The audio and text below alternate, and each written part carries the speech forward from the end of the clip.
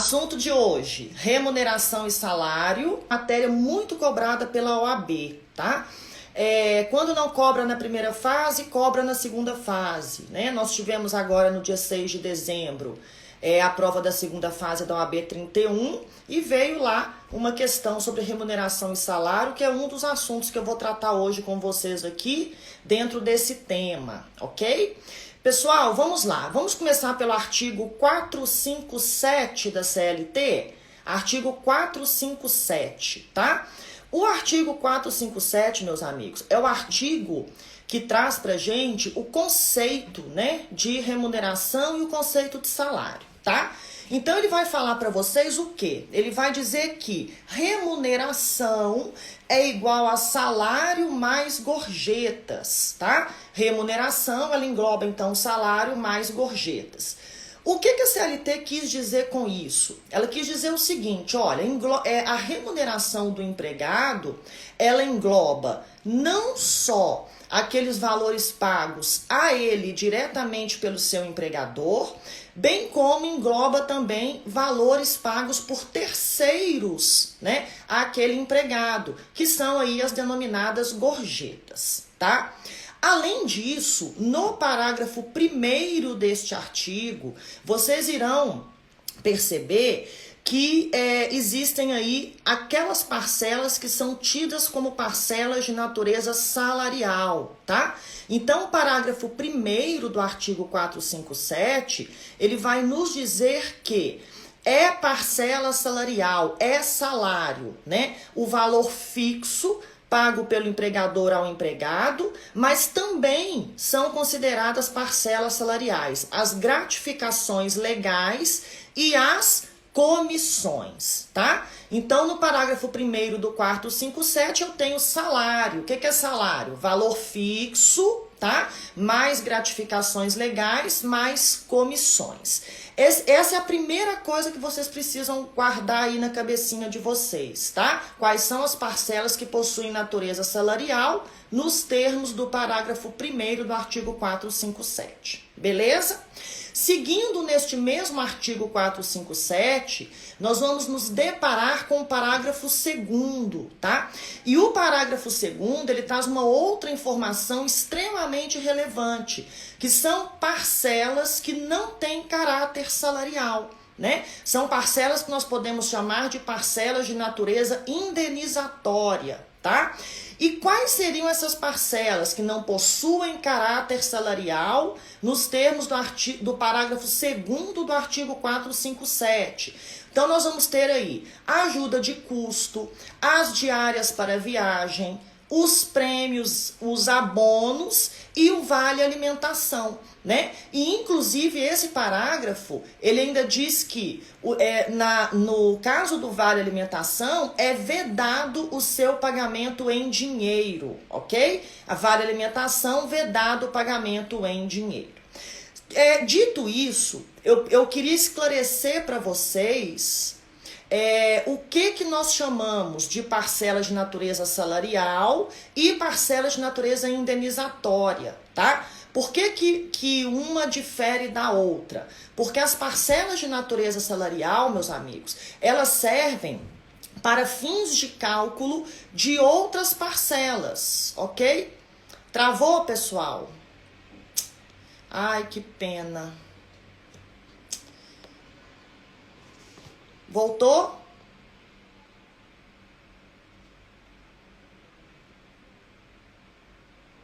Não?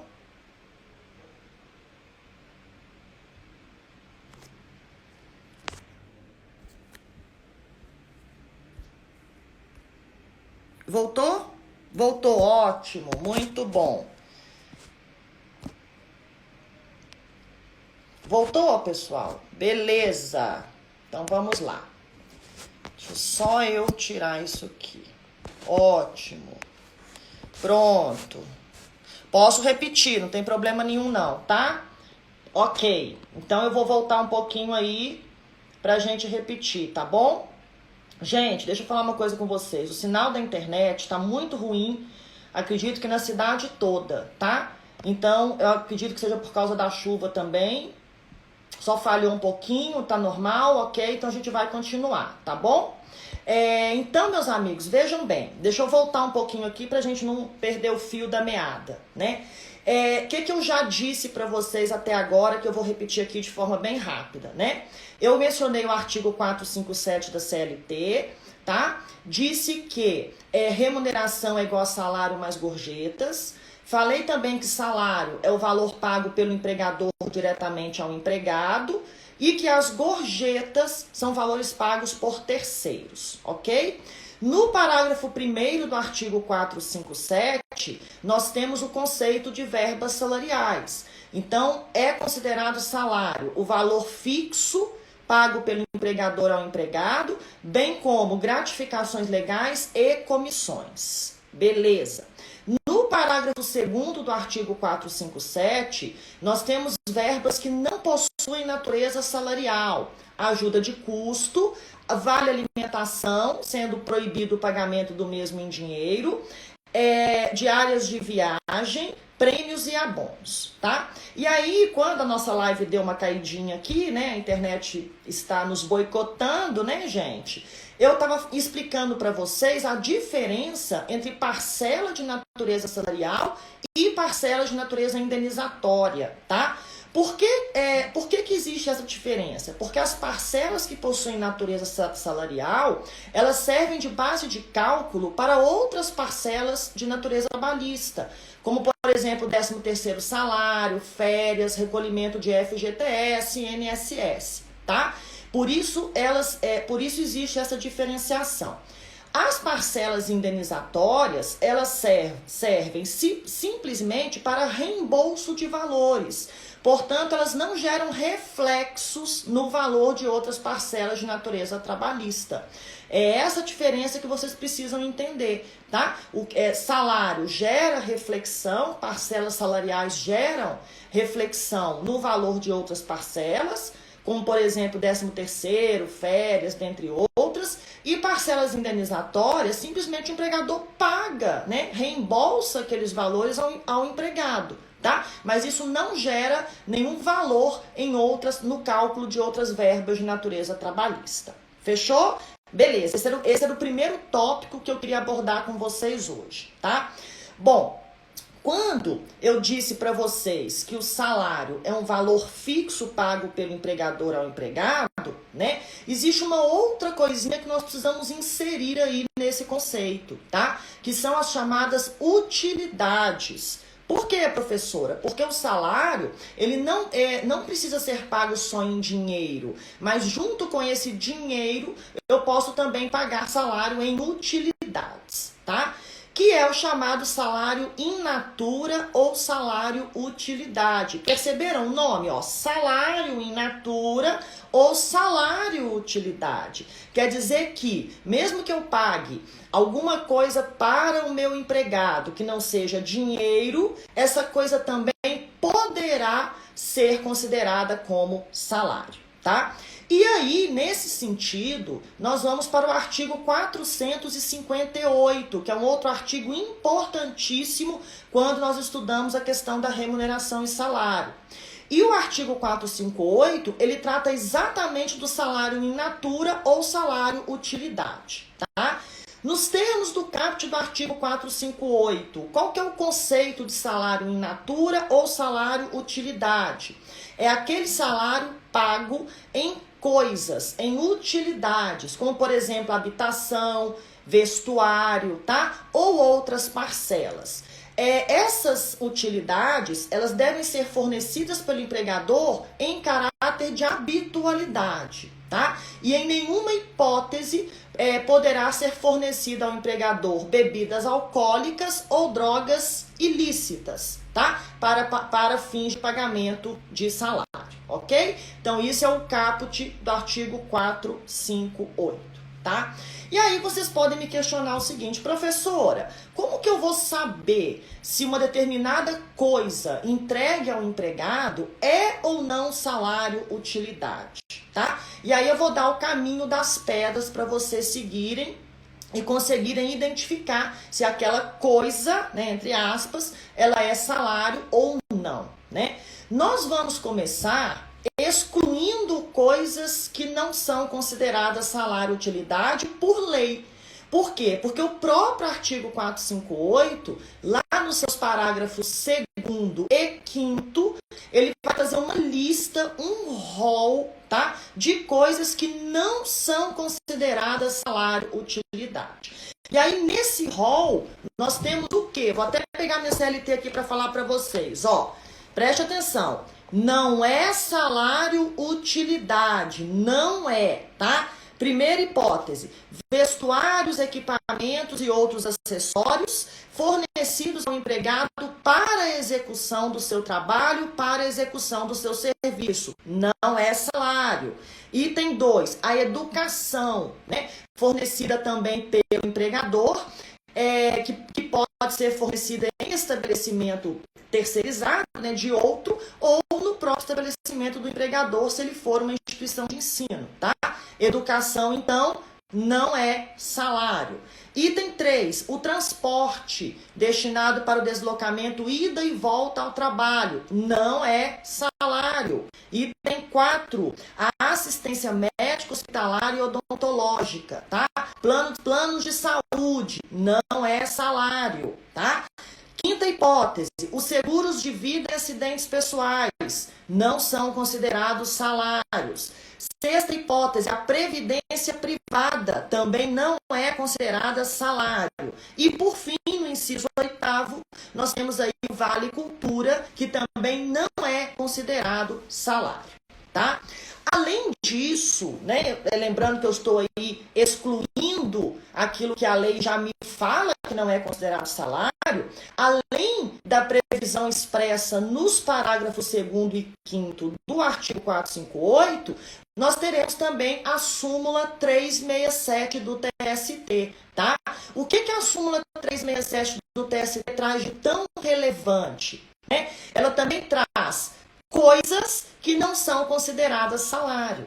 E aí ela nos diz, meus amigos, exatamente isso aqui, olha, a habitação, tá? A energia elétrica e o carro fornecidos ao empregado para, né, fins de execução do seu trabalho não serão consideradas verbas de natureza salarial, mesmo que esse carro também possa ser utilizado pelo empregado para fins particulares, tá? E no seu inciso 2º, ela trata da questão do cigarro, que também não pode ser fornecido como salário ao empregado por ser prejudicial à saúde. Meus amigos, e por incrível que pareça, né? Isso caiu agora na segunda fase da OAB 31. A questão tinha uma empresa que estava fornecendo ao empregado, como pagamento de salário, o cigarro.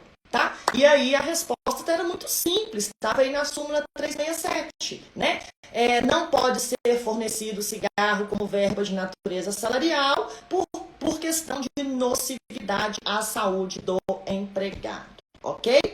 Bom, mais uma dica, né, que eu vou dar para vocês conseguirem identificar se aquela utilidade fornecida ao empregado é verba salarial ou não é verba salarial. Que é o seguinte, olha aqui, se a questão diz para vocês o seguinte, olha, habitação, vamos pegar a habitação como exemplo, tá? O empregador fornecia habitação ao empregado. Qual que é a análise que nós precisamos fazer para entender se essa habitação é verba salarial ou não é verba salarial, tá? Eu preciso entender se essa habitação está sendo fornecida para o trabalho deste empregado, olha, para o trabalho, ou seja, como instrumento de trabalho, como coisa essencial à execução do serviço, tá? Como, por exemplo, se o empregado ele trabalha em um local distante, de difícil acesso, né? Longe de um grande centro urbano, e aí a habitação, meus amigos, ela se torna essencial à execução do serviço. E sendo essencial à execução do serviço, ela não é considerada salário utilidade. Ela é para o trabalho, ela é essencial para a execução desse trabalho. tá? Então, nesta hipótese específica, habitação não é salário-utilidade. Mas existe a hipótese da habitação ser sim um salário-utilidade, tá? Que é quando ela é fornecida pelo trabalho que o empregado realiza, tá? Aí eu já não tenho mais a questão da essencialidade, né? Não é essencial que o empregador forneça habitação ao empregado para que ele possa executar o serviço. Mas no caso da habitação como salário-utilidade, ela entraria aí como, entre aspas, um bônus, né? Um algo a mais que o empregador está fornecendo ao empregado para o seu bem-estar, digamos assim. Ok? E nesta hipótese, né, quando o empregado trabalha em um grande centro urbano, quando a habitação não é essencial à execução do serviço, ela é considerada salário-utilidade. Beleza, meus amigos? Anotaram as dicas? Ó, para o trabalho não é salário-utilidade, pelo trabalho como um bônus, como um algo a mais, é salário-utilidade, tá? Sabendo disso, vocês conseguirão identificar aí plenamente o que eu considero como verba salarial e o que eu considero como não sendo verba de natureza salarial, tá? Então fiquem ligados nessa dica que isso vai facilitar muito a vida de vocês, ok? Pessoal, vamos fazer a nossa questão de hoje, tá? E a questão de hoje é uma questão que veio na OAB 26, ok? OAB 26. Olha lá o que diz a questão do Jorge, tá? Olha que questão tranquila, tranquilaça, gente. Não dá para errar esse tipo de questão. Cola em mim que eu vou salvar vocês. Olha aqui. Jorge era caixa bancário e trabalhava para o Banco Múltiplo. Recebia salário fixo de R$ 4.000 mensais. Além disso, recebia comissão de 3% sobre cada seguro de carro, vida e previdência oferecido e aceito pelos clientes do banco, o que fazia concomitantemente com suas atividades de caixa, computando-se o desempenho para suas metas e da agência. Os produtos em referência não eram do banco, mas sim da seguradora Múltiplo, empresa do mesmo grupo econômico do empregador de Jorge. Diante disso, observando o entendimento jurisprudencial do TST, bem como as disposições da CLT, assinale a afirmativa correta, tá? Então, o que eu tenho nessa questão? Resumindo para vocês, Jorge era um empregado de um banco, né? Além de fazer as funções dele, também fazia venda de seguros e previdência, tá? Lembrando que aqui eu tenho duas empresas, mas uma faz parte, as duas fazem parte do mesmo grupo econômico, então não há diferenciação aqui em relação ao empregador, tá? Sendo que no grupo econômico a responsabilidade é solidária, né? Vocês já devem saber disso. E aí, o que o Jorge recebia? R$ 4.000 mensais de valor fixo e mais comissão de 3% sobre aquilo que ele vendia, né? E a questão aqui, pessoal, ela quer simplesmente saber se essa comissão que o Jorge recebia é considerada verba de natureza salarial, tá? Então, eu venho aqui e aí eu vou chegar, vamos lá, na letra C, que é a resposta da questão, que diz para mim, ó, os valores recebidos a título de comissão devem integrar a remuneração de Jorge. Por que os valores recebidos a título de comissão deverão integrar a remuneração de Jorge? Porque o parágrafo 1º do artigo 457 nos diz que são verbas de natureza salarial, o valor fixo, no caso aqui os R$ 4.000 que ele recebia, as gratificações legais e as comissões, né? Sendo verba de natureza salarial, meus amigos, o que nós temos aqui? Toda verba que é salário integra a remuneração do empregado para todos os efeitos. Ok, pessoal? Alguma pergunta? Querem tirar alguma dúvida? Estou aqui à disposição por uns minutos para poder sanar aí as dúvidas de vocês. Oi, Alessandro, seja muito bem-vindo. Thaís, saudade de você, amigo. Ana, gente, tem umas pessoas que estão me enviando uma solicitação para participar do vídeo ao vivo, tá? Eu não tô liberando aqui, porque aí vocês vão entrar na minha live. Nós vamos ficar aqui dividindo a live, tá? Só por causa disso. Mas olha só, deixa eu agora dar uns recadinhos aí para vocês. Na sexta-feira, na sexta-feira à noite, às 20 horas, horário aqui de Manaus, eu vou fazer uma live com a Isabela, tá? A Isabela, meus amigos, ela foi aprovada agora na OAB 31, na primeira fase de primeira e na segunda fase de primeira, ok? Então ela fez uma OAB só, ela só fez a 31 e ela foi aprovada de primeira, tá?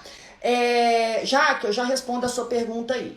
E aí, meus amigos, essa live ela vai ter qual a finalidade? Ela vai contar para vocês todas as estratégias que ela usou, né, durante a sua preparação para que ela fosse aprovada de primeira, na primeira fase e na segunda fase, tá? E aí eu tenho certeza que vocês vão se encaixar aí, talvez nas dificuldades que ela tenha tido, né? E isso pode dar uma luz para vocês da melhor forma de se prepararem para isso, tá bom? Então vai ser na sexta-feira às 20 horas, vou fazer uma live aqui no Instagram com ela e ela vai contar para vocês como que foi a preparação dela e o que ela fez para obter êxito aí na primeira vez que ela fez a prova da OAB, tá bom? A Jaque está me perguntando, mesmo que não tenha comissão todos os meses? Sim, porque a comissão, Jaque, nós fazemos uma média, tá? Então, comissão, como o valor ele é diferente mês a mês, nós calculamos fazendo a média das comissões, ok? Então, eu vou te dar um exemplo disso, tá? Imagine que o empregado recebeu comissões variadas do mês de janeiro até o mês de dezembro, ok? Quando chegar no mês de dezembro, esse empregado vai ter direito a receber o 13º salário, não vai? Como que eu vou calcular o 13º salário dele, sendo que as comissões foram valores variáveis? Eu vou somar tudo e dividir por 12, e aí eu vou ter a média das comissões. E aí é a média dessas comissões que vai integrar o valor do 13º salário dele, por exemplo. Ok, pessoal? Só é salário utilidade se não for essencial para o trabalho. Positivo, Eunice, é isto mesmo. Júlio Cavalcante, que bom que você está por aqui, seja muito bem-vindo, tá? Então, pessoal, ó, sexta-feira não percam essa live, que ela vai ajudar muito vocês, eu tenho certeza disso, tá? E hoje à noite, né, se Deus permitir, Ele há de permitir, porque segunda-feira deu pau aqui, nós iremos iniciar o módulo de Direito do Trabalho, tá? Começa hoje à noite, serão 4 aulas. Já tem várias pessoas aqui na live que estão inscritos, então eu encontro com vocês novamente às 19 horas, tá bom, pessoal? Muito obrigada aqui pela participação. Amanhã é a última live, tá? E amanhã, como é a última live, quem quiser participar comigo ao vivo aqui vai poder participar. Fazendo pergunta, contando alguma coisa que queira contar sobre a sua preparação para a OAB. Vamos combinar assim então, tá? Então amanhã, na última live, quem quiser participar ao vivo comigo aqui, é só enviar a solicitação que eu vou colocar vocês todos para dentro da live. Combinado, meus amigos? Beijo na bunda, até segunda. Beijo, Alessandro. Tchau, pessoal. Bom dia para vocês. Até a noite para quem for encontrar comigo. Para quem não for, até amanhã às 11h11, tá? Tchau, tchau. Beijão.